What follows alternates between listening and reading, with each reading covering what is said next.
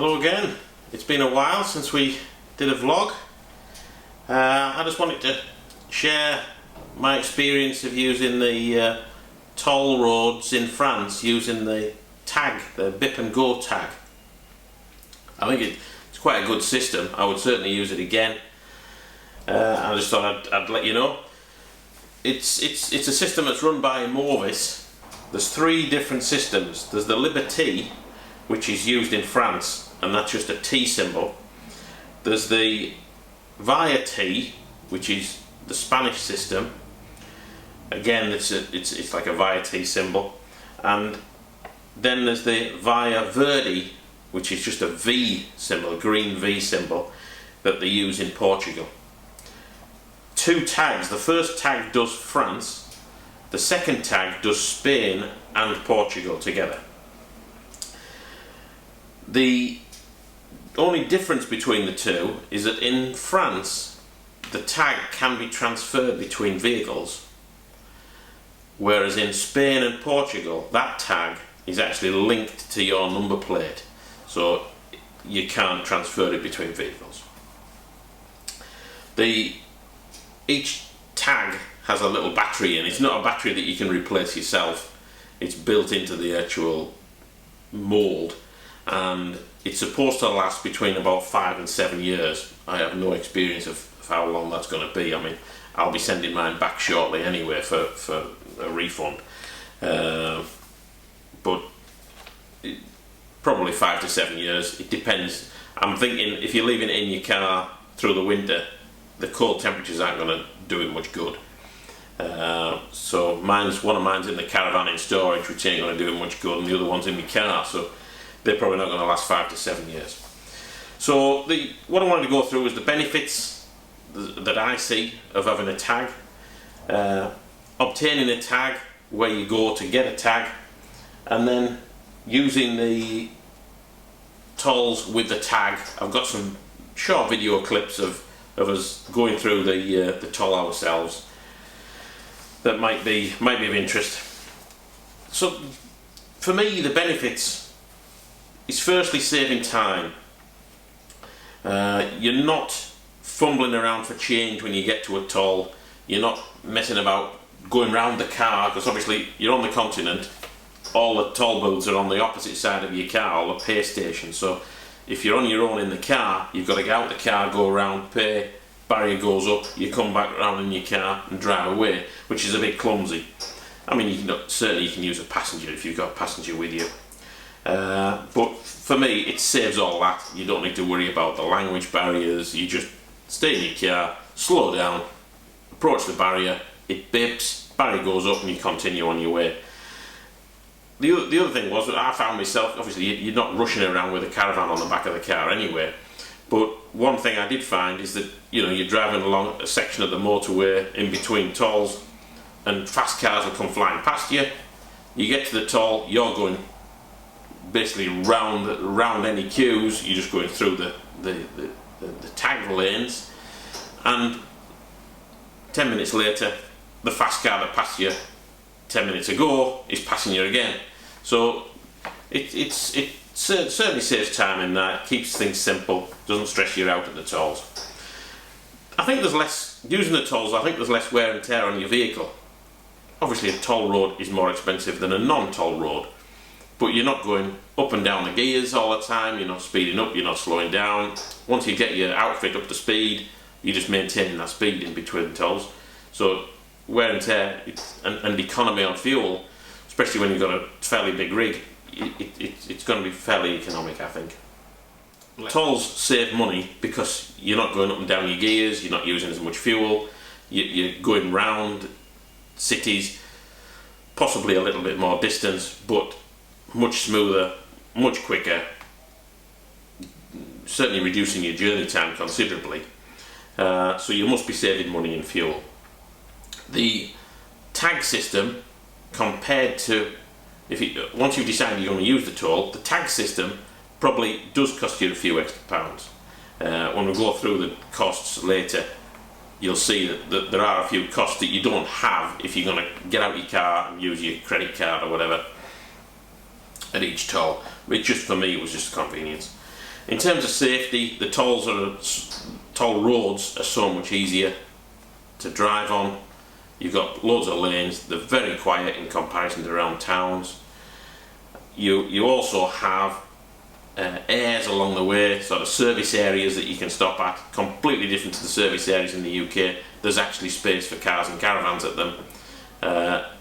Loads of facilities, toilets to use, etc. They're well worth using. From a planning and navigation point of view, if you're going from A to B and travelling down to the south of France or whatever, the toll roads are very simple. You just get on that toll road and stay on it. You're not having to get your map out until you get very much closer to your caravan site. So from a navigation point of view, I think they're a bonus. You don't get lost as often. So for me, they're the benefits. Nobody from Immovis has given me a backhander to do this video. I just thought I'd do it to share my experience on the vlog. So obtaining the tag. This is done by the website immovis-tag.co.uk. Nothing special about the website. It's obviously not in French or Spanish. There's live chat, I'll just cancel that. You can go straight into pressing buying a tag, or you can look at the other menus and get a little bit more background information on ordering a tag, how it works, frequently asked questions, and a little bit of differences of the 3 different tags. One thing you do get is a free GB sticker.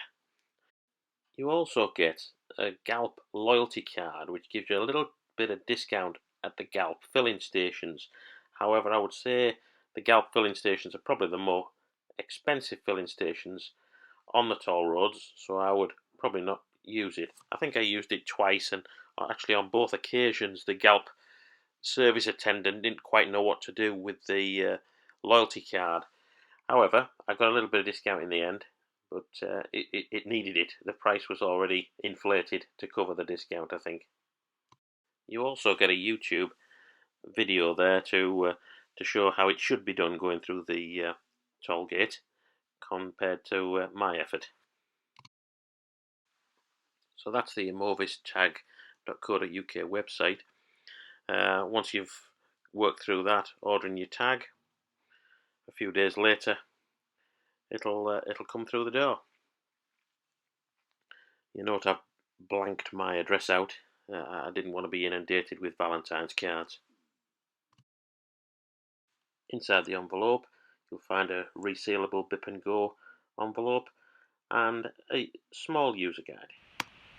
The user guide gives you some headline information, how to use the tag, where to stick it in the car. The Bip Go envelope, which is RF shielded I believe, I certainly used it in my car to keep the other tag in when I was going through the other countries so that it didn't register with the wrong toll gate. But inside there you've got a small alcohol wipe just to prepare you or clean your windscreen where you're going to stick the bracket. The tag itself, which is just a small thing.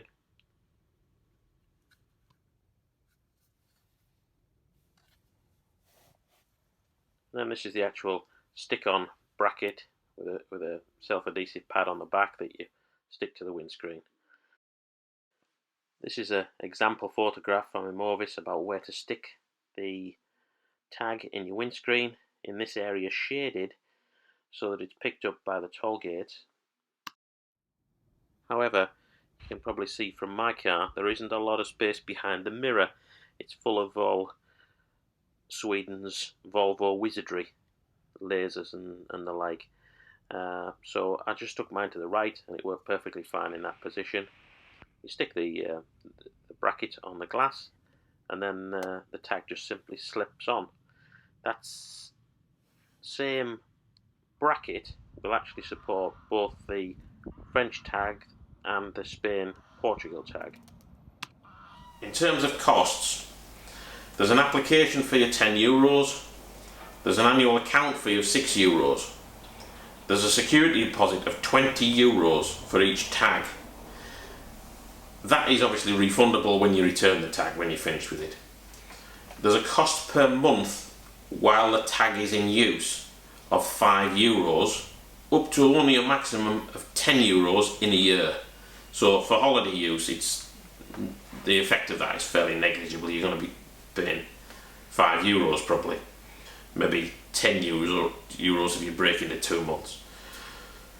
I was away for 3 months, again, it cost us €10 and used it all over the place. The actual cost for your toll, if you like, the actual toll cost from A to B is actually, if you're in your car and you're paying with a credit card, you pay for it there and then at the toll. If you've got your tag, you actually get a month's grace because it pings you, bips in the car, barrier goes up, you drive through. It then appears on an invoice that you have 30 days to pay, that gets paid by direct debit probably by the time you get back home. So it's a way of spreading out the cost of your holiday, I suppose, till at least when you come back. You order the tag online and then you can just have it delivered to your address at home. I would do that in quite a bit of time because mine took a few days to come through. Finally, I'll leave you with some footage of me navigating some of the tolls. I tended to use the trucking lanes in the main, but for these examples I'm going through the car lanes just to show you there is quite a width restriction, particularly, I mean, we've got an 8-foot van, it's quite restricted, but we're still through, no problem at all. Here we are in France, heading south. Unfortunately, when you're heading south you have the sun in your face, but there's the notification there that there's a péage coming up in 1 kilometre. You get plenty of notice that the péages are coming up.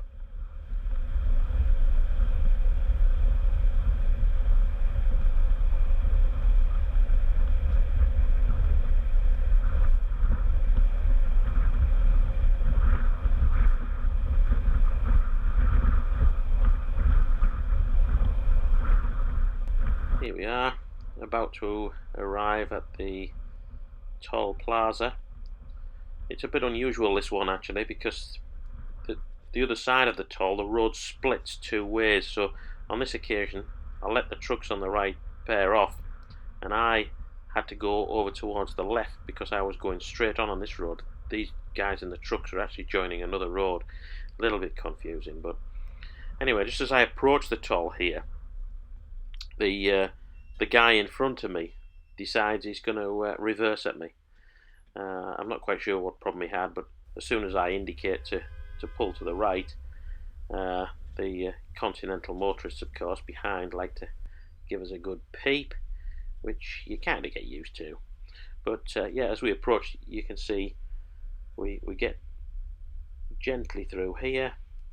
We'll have a beep in the cab about now. The barrier goes up and on we go. But you can see there isn't a great deal of space side of the car there, and considering I've got the 8-foot van does stick out at least another 6 or 7 inches each side, it is quite tight.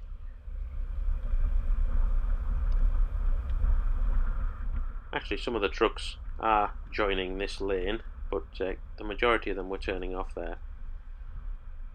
So the road continues and we carry on. Here we are in Spain now. This is one of the toll stations at the north end of the AP7.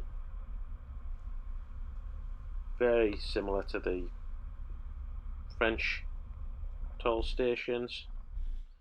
You enter the toll station plaza, and then that's the point where you can pick which booth you want to go through. The trucks were building up in the trucking lane, I thought, so I pulled across to that side to make sure there was no height restriction, away from the height restrictors on the far left of the toll booth, and sneak through this one. Again, you can see it's quite tight with the 8-foot van. The safest route is certainly where the trucks are going. Picks you up straight away, the barrier's up ready for when you get there, and you're on your way.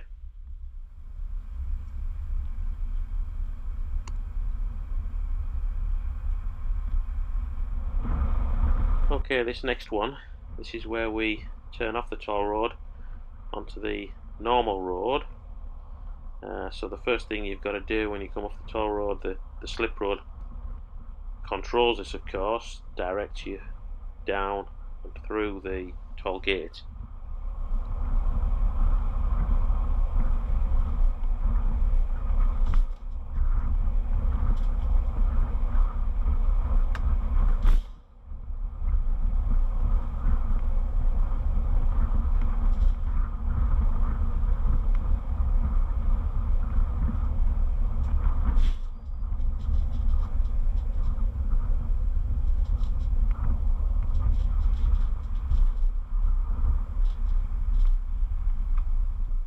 Here we are approaching the toll plaza. Obviously a smaller area because this is literally the turn off onto a smaller road. So there are fewer toll gates to select.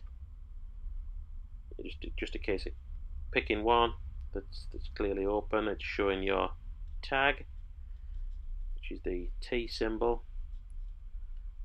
Ease yourself into the gate, and by the time you've got the caravan in, the barrier's up and you're on your way again. No need to stop.